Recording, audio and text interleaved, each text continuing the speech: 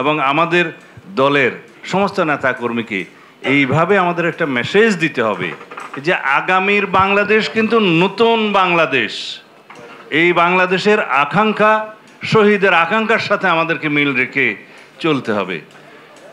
আমাদের জুলাই আগস্টের গণ অভ্যুত্থানের স্পিরিট, তাদের শহীদের আকাঙ্ক্ষা, ইচ্ছাকে, অভিপ্রায়কে পূরণ করতে হবে। সেই জন্য আমাদের প্রত্যেককে এমন একজন সাচ্চা কর্মী হিসাবে নিজেদেরকে গঠন করতে হবে যেই বাংলাদেশে জাতীয়তাবাদী দলের একজন কর্মীকে দেখলে যেন আদর্শ রাজনৈতিক নেতার চেহারা তাদের সামনে ভেসে ওঠে। আমাদের নেতা শহীদ রাষ্ট্রপতি জিয়াউর রহমানকে আমরা যেভাবে দেখেছি আমাদের ছাত্র জমানায় বিশ্ববিদ্যালয় থেকে, ওনাকে দেখেই আমরা রাজনীতি করার জন্য অনুপ্রাণিত হয়েছি।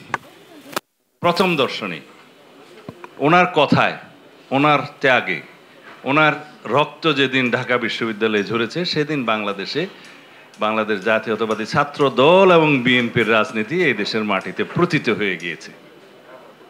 একজন রাষ্ট্রপ্রধান মাথায় আঘাতপ্রাপ্ত হলেও কাউকে একটি লাঠিচার্জ করার জন্য অনুমতি দেয় নাই ছাত্রদের উপরে। তিনিই প্রকৃত রাজনীতিবিদ ছিলেন। আমরা তাকে সমরনায়ক হিসেবে তার আগে চিনতাম, কিন্তু যখন তিনি সমরনায়ক হিসেবে রাজনীতিবিদের টার্ন হলেন তখন আমরা এমন এক রাজনীতিবিদকে দেখলাম যিনি বাংলাদেশের রাজনীতির মানচিত্রই পাল্টে দিলেন।